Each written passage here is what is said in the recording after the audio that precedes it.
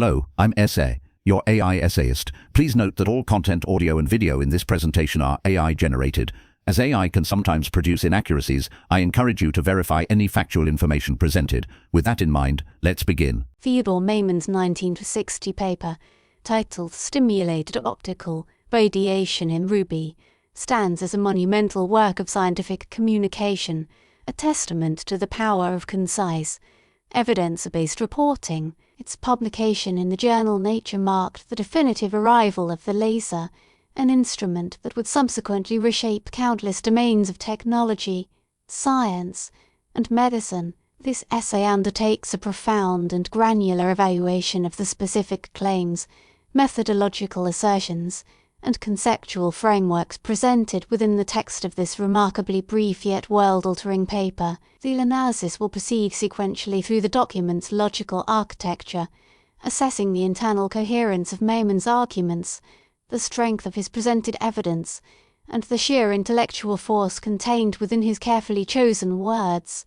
Our inquiry is focused exclusively on the internal content of the work itself, using historical and scientific context only to illuminate the weight and meaning of the assertions Maiman makes within his compact and powerful dispatch. We will explore how, in a few hundred words, Maiman constructed an unassailable case for a phenomenon that many leading physicists of his day believed was impractical, if achievable at all, within the medium he chose. The essay will reveal the paper is a masterclass in scientific rhetoric, where each observation is a carefully laid stone in a foundation of irrefutable proof. Section 1, the paper's opening, and its direct challenge to prevailing assumptions. Maiman commences his paper by directly referencing the theoretical groundwork established by Shawlow and Townes for the creation of an optical maser, a device that would extend the principles of microwave amplification by stimulated emission of radiation into the far higher frequencies, the optical spectrum. This initial sentence serves a crucial strategic purpose. It establishes the intellectual lineage of his pursuit while simultaneously preparing the reader for a significant empirical development. His immediate pivot to the subject of ruby, a crystal of aluminum oxide doped with a small percentage of trivalent chromium ions, positions his work in direct conversation with, and subtle opposition to, the prevailing sentiments in the research community. At the time, many prominent research groups, including the one at Bell Laboratories where Shawlow and Townes themselves worked, favoured gaseous systems like potassium vapour, solid-state materials, and ruby in particular, were viewed with considerable scepticism. The arguments against ruby centred on its nature as a three-level system, which theoretically demanded immense pumping power to achieve the necessary condition of population inversion, where more chromium ions reside in an excited energy state than in the ground state. The quantum efficiency of ruby was also questioned, with many believing that too much of the pumping energy would be lost as heat rather than contributing to the desired excitation. Maiman's paper, from its very first paragraph, implicitly dismisses these concerns. His direct assertion that he has observed stimulated optical radiation in ruby is a bold claim that counters the established theoretical hesitations. He presents his choice of material as a fait accompli, a successful avenue of inquiry, thereby bypassing the entire debate over its suitability and proceeding directly to the evidence. The economy of his language is remarkable. He wastes no space justifying his selection of ruby against other potential candidates. He simply states his system and its observed behaviour, a rhetorical posture of supreme confidence in the quality of his empirical results.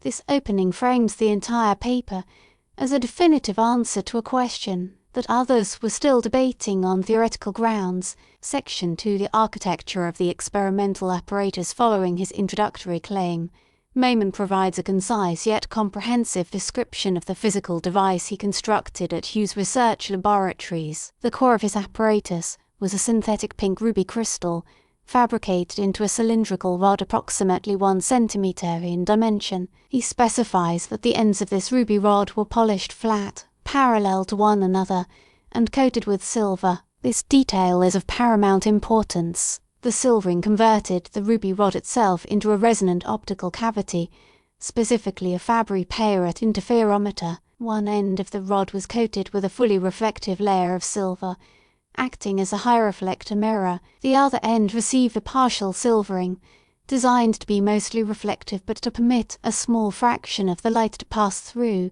This partially transmitting mirror would serve as the outboard coupler, allowing the amplified light to exit the cavity as a beam. The entire conceptual framework of the laser is contained in this simple physical arrangement, a gain medium, the ruby crystal, placed within a resonant cavity that provides the necessary feedback for light amplification. Maiman then described the excitation mechanism, or pump source. He situated the ruby rod along the axis of a helical xenon flash lamp. The choice of a photographic flash lamp was a stroke of pragmatic genius. It delivered an intense, broadband pulse of light with a very fast rise time, providing the massive burst of energy required to overcome the theoretical difficulties of pumping a three-level system. The flash lamp's powerful emission was designed to excite the trivalent chromium ions in the ruby from their ground state to a broad upper energy band. From this band, the ions would quickly decay, without emitting radiation, to a pair of closely spaced metastable levels.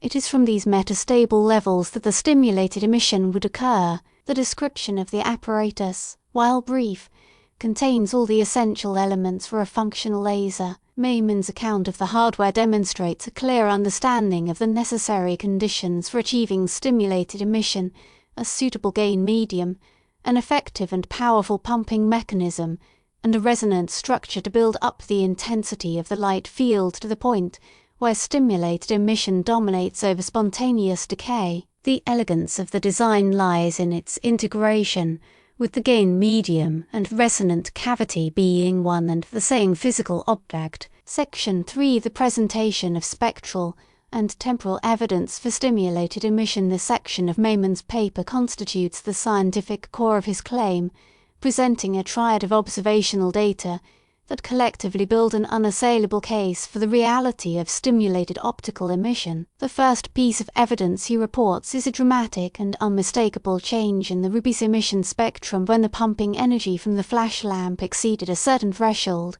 Below this threshold, the ruby fluoresces with its characteristic broad, faint red glow. Above the threshold, Maiman observed that nearly all the emitted energy became concentrated into an extremely sharp, brilliant spectral line at a wavelength of precisely 6,943 angstroms. This corresponds to the R1 emission line of the trivalent chromium ions. The sudden emergence of this single, intense line was a clear indication of a new physical process. Spontaneous emission, the process underlying normal fluorescence, is random and incoherent, resulting in a spectrally broad output. The concentration of energy into a single, narrow line strongly suggested a coherent amplification process, where photons of a specific frequency trigger the emission of identical photons from other excited ions, all in phase with one another. The second piece of evidence Maiman presents is a direct measurement of this spectral narrowing. He quantifies the effect, noting the dramatic reduction in the line's width. This measurement moved the observation from the qualitative to the quantitative, providing hard data to support the interpretation of coherent amplification. As the light reflects back and forth between the silvered ends of the ruby rod, the resonant cavity selectively amplifies only those light waves that are of the correct wavelength and travel parallel to the rod's axis. This process of selective feedback and amplification is precisely what leads to the observed spectral purity of the output. Any light that is slightly off frequency or travelling at an angle is quickly lost from the cavity, while the on-resonance light is amplified exponentially. The third and perhaps most sophisticated piece of evidence Maiman offers relates to the temporal behaviour of the system. He reports observing a significant decrease in the fluorescence lifetime of the chromium ions when the system was operated above the threshold. In the normal fluorescence regime, excited ions decay spontaneously over a characteristic time, which for ruby is on the order of milliseconds. Maiman's results showed that above the threshold, This decay time shortened considerably. This observation is a direct signature of stimulated emission becoming the dominant decay mechanism when a high population inversion is achieved. The intense light field inside the cavity stimulates the excited ions to emit their photons much more rapidly than they would through spontaneous processes. The rate of stimulated emission is proportional to the intensity of the radiation field itself, so as the light field builds up, it depletes the excited state population at an accelerated rate. This shortening of the fluorescence lifetime provided conclusive proof that the population of the upper energy level was being depleted by a process other than spontaneous decay. It was being driven by the amplified light field itself. This triad of evidence, intense R1 line, the profound spectral narrowing, a reduction of the excited state lifetime formed a logically complete and mutually reinforcing argument for the achievement of stimulated optical radiation. Section 4. The characterization of the emergent optical beam beyond the spectral and temporal evidence confirming the internal physics of his device. Maiman provides a crucial observation regarding the nature of the light that emerged from the partially silvered end of the ruby rod. He describes the outboard as a beam that could be focused with a lens to a small spot. While this description appears simple, its implications are profound. It speaks directly to the spatial coherence of the emitted light. Light from a conventional, incoherent source, such as the flash lamp itself or the ruby's normal fluorescence, radiates in all directions. It lacks the phase relationship across its wavefront necessary to be focused to a diffraction-limited spot. The fact that Maiman's output could be focused so tightly indicated that the light was emerging as a well-defined, directional beam with a high degree of spatial coherence. The wavefronts of the light across the beam's diameter were all in phase, a hallmark of laser light. This observation fulfilled one of the key theoretical promises of the optical maser concept, the generation of a light beam with extremely low divergence, capable of traveling long distances with minimal spreading and concentrating energy into a tiny area. His report transformed the abstract concept of stimulated emission into the tangible reality of a new kind of light source. The paper, with its characteristic scientific restraint, avoids a grand pronouncement, yet the description of a bright, narrow spot of light emanating from the ruby crystal contained the entire revolution in a single observation. It was evidence that he had created a device that did more than just amplify light internally. It produced a useful, directional output beam of unprecedented brightness and coherence. This final piece of the observational puzzle confirmed that the device operated precisely as a laser was predicted to operate, solidifying the connection between the internal physics of stimulated emission and the external characteristics of the emergent radiation. It was a practical demonstration that complemented the fundamental physics, proving the device was an instrument and a source, a tool and phenom. Section 5. The paper's concluding assertion and its immediate scientific validation. Maiman concludes his paper with a sentence of masterful understatement. These results can be explained on the basis of negative temperature and stimulated optical emission. The term negative temperature is a specialized piece of thermodynamic jargon used in this context as a synonym for population inversion. It describes a highly non-equilibrium state where the distribution of particles among energy levels is inverted from its normal thermal arrangement. By attributing his observations to this combination of principles, Maiman formally and definitively claimed the discovery of the physical process that Shorlew and Townes had theorized. The concise and declarative nature of his conclusion allows the weight of his meticulously presented evidence to speak for itself. He offers no speculation about potential applications or future developments. The paper is a pure work of physics,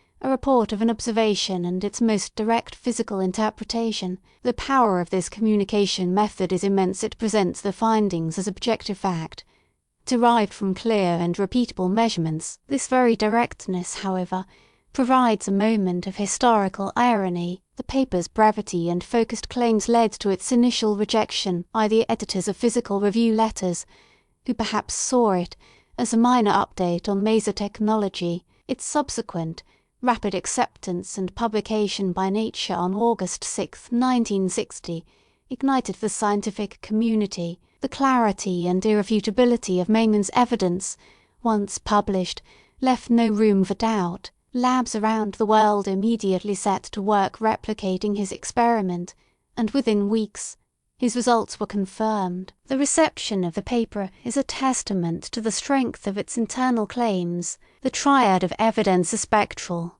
temporal, and spatial was so complete and so well articulated that it provided a clear and unambiguous recipe for success. Maiman had answered the central question of how to build a working laser, and he had done so with a material that many experts had dismissed, using a report so compact that its significance was almost overlooked. His work provided the definitive bridge between theory and practice, a bridge built from a single crystal of ruby and described in a few hundred powerful words. In conclusion, a meticulous evaluation of Theodore Maiman's 1960 paper reveals it as a paradigm of scientific discovery and communication. The work's enduring power emanates from the rigorous and economical construction of its central argument. By deliberately choosing a controversial medium and succeeding, Maiman demonstrated an exceptional combination of physical intuition and experimental prowess. The paper's structure systematically builds a fortress of evidence around its central claim.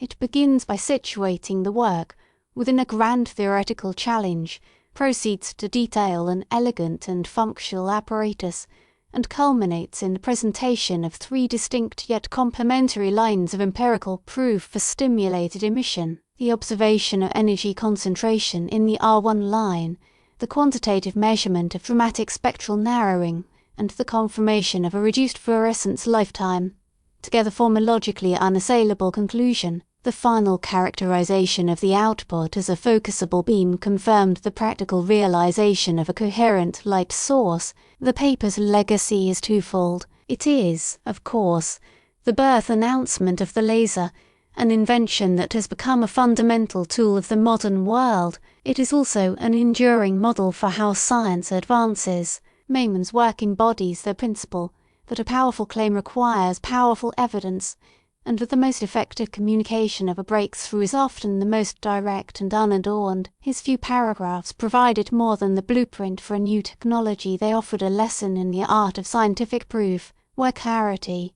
precision, and the sheer force of observation render all counter-arguments obsolete and open the door to a new frontier of possibility. We really appreciate you tuning into this AI-powered presentation. Our goal is to push the boundaries of AI in content creation, and your input is invaluable. If there's a particular subject you'd like to see us tackle next, or if you have suggestions on how we could fine-tune our AI's creative prompts, please don't hesitate to leave your ideas in the comments section. We're excited to bring you more unique content very soon.